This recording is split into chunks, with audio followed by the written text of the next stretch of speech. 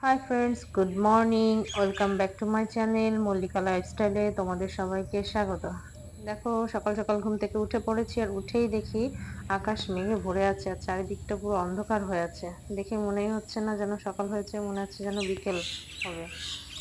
দেখো, রাতে বৃষ্টি হয়েছিল, সেটাও দেখা যাচ্ছে, পাতার উপরে জল পড়ে রয়েছে, মাটিটাও দেখো ভিজে রয়েছে, বোঝাই যাচ্ছে বৃষ্টি হয়েছে।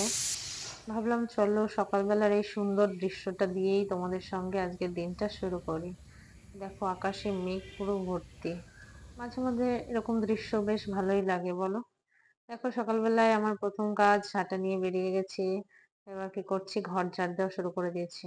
এটাই তো প্রথম কাজ হয়, তাই না? ঘর উঠোন ঝাড় দেওয়া। আগে ঘর উঠোন ঝাড় দিয়ে তারপরে নাকি অন্য কাজ করতে হয়, এটাই তো বুড়ো বুড়িরা আমাদের বলে আসছে। ধরো, ঝাড়ুর কাজটা শেষ করি। এবার দেখো, আমি চলে গেছি আমাদের ক্ষেতে। ক্ষেত বলতে ওই একটু লঙ্কা গাছ, একটু পাট শাক, এগুলো টুকটাক একটু লাগিয়েছে। ভাবলাম দুটো পাট শাক তুলেই নিয়ে আসি, একটু রান্না মাছ দিয়ে করবো ভেবেছি। তার জন্য চলে গেলাম পাট শাকের কয়েকটা পাতা তুলে আনতে। দেখো, এদিকে আমার রান্না বান্না করে নিলাম কমপ্লিট, সেটা তোমাদেরকে দেখালাম না, কারণ প্রত্যেকদিন তো সবকিছু শেয়ার করা হয় না। রান্নার পরে এবার আমি গ্যাস মুছে নিচ্ছি, রান্নার জায়গাটা পরিষ্কার করে নিচ্ছি, তারপরে বাসনগুলো ধুয়ে নেব, কারণ এরপরে আমার আরো প্রচুর কাজ থাকে। যেহেতু ছোট বাচ্চাও আছে, সেহেতু ওকে ওকে খাওয়ানো, ওর খাবার তৈরি করা, এগুলো সব মিলিয়ে সারাদিনের বেশ ব্যস্ততার মধ্যেই আমার কাটে। সকালের দিকটা যদিও ব্যস্ততা বেশি থাকে, কারণ ও বেরোবে, ওর তাড়া থাকে। এদিকে মেয়েকে মেয়েকে সামলাতে হয়, ওর খাবার বানানো থেকে শুরু করে সবকিছু তো আমাকেই করতে হয়। দেখো, তাড়াতাড়ি করে বাসনগুলো ধুয়ে নিচ্ছি। যতই তাড়াতাড়ি বলি না কেন, বাসন ধুতে তো বলো একটু সময় লাগেই। যে কোনো কাজ করতে তো একটু সময় লাগবেই। তো যা হোক, কাজগুলো করে নিই, করে তারপরে আবার অন্য কাজের দিকে যেতে হবে। রান্নার পরে এটাই সব থেকে একটা ঝামেলার কাজ, বিশেষ করে কড়াইটাকে দেখো ঘষতে ঘষতে তারপরেও পরিষ্কার হতেই চায় না। চলে গেছি সরি, দেখো, জামা কাপড়গুলো কেচে ধুয়ে নেব। সকালবেলায় মেয়ের জামা কাপড়, আমাদের কিছু বাসি জামা কাপড়, এগুলোতেও থাকেই, সব ধুয়ে কেচে দিতে হয়। যতই মেঘলা দিন হোক না কেন, মেয়ের জামা কাপড় তো কাচতেই হবে, আর আমাদের বাসি জামা কাপড়গুলো কাচতেই হবে। তো চলো সেগুলোই করে নিচ্ছি। কাচ্ছি আর ভাবছি কোথায় মেলবো।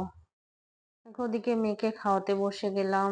মেয়েকে খাওয়ানোটা আরেকটা বড় কাজ, কারণ খাওয়ার সময় খুব দুষ্টুমি করে। দেখো, খেতেই চায় না, না না করছে না, খাবে না ও। এটা খুব একটা বড় চাপের বিষয়, বাচ্চাকে খাওয়ানো। অনেক কিছু দেখিয়ে, অনেক ভুলিয়ে ভালিয়ে খাওয়াতে হয়। আর ও খাওয়ার সময় কি করবে, শুধু বলবে মাম দাও, মাছটা দাও, মাছটা একটু খাবে, কিন্তু আর অন্য কোনো খাবার খাবে না। আর একটু আলু খাবে, বলবে মাম দাও, আলু দাও, ব্যাস। যখনই ভাত দিতে যাব তখনই বলবে না না, খাবো না। তারপরে তো কি করবো, আর এটা ওটা দেখিয়ে তো খাওয়াতেই হবে। তার মধ্যে দেখো, খাওয়ানোর মধ্যে দুষ্টুমি করতেই আছে। এখন ও কি করছে, বোতলটাকে বাইরে ফেলে দেয়। বিকেল হয়ে গেছে, মেয়েকে নিয়ে একটু ঘুরতে বেরোলাম। ঘুরতে বলতে বাড়ির সামনে রাস্তা দিয়ে একটু হাঁটাহাঁটি করবো ওকে নিয়ে। ও দেখো, ওর মেয়েকে গাড়িতে বসিয়েছে, মেয়েকে গাড়িতে বসিয়ে তারপর ঘোরাঘুরি করবে, নিজে বসবে না, মেয়েকে গাড়িতে বসিয়ে ঘোরাঘুরি করবে। তো যাই হোক, যেটাই করছে ওকে করতে দিই, কারণ বিকেল বেলাটা একটু বাচ্চাকে খোলামেলা ছেড়ে দেওয়াই ভালো। সারাদিন তো ঘরের মধ্যেই থাকে, আর বাইরে বেরোলে কি হয় বলো তো, ওরও একটু ভালো লাগে, ও একটু আনন্দে মানে সময়টা কাটায়। প্রত্যেকদিন সময় না হলেও চেষ্টা করি ওকে নিয়ে বিকেল বেলাটা একটু বেরোনোর, যাতে ও একটু টাইমটা ভালো কাটাতে পারে, একটু মানে আনন্দের মধ্যে থাকে। ও খুব খুশি হয় সবার সঙ্গে কথা বলে, গল্প করে, সবার সঙ্গে দেখা, খুব ভালো লাগে ওর। এখন দেখো, রাত হয়ে গেছে। এখন রাতের খাবার বলতে আমরা সিম্পলি করি দুধ রুটি আর একটু সিমুই। রাতের খাবার খেয়ে নিচ্ছি, খেয়ে দিয়ে তারপরে বাসন মেজে মেয়েকে খাইয়ে দাইয়ে মোটামুটি তারপর ঘুমাতে যাব।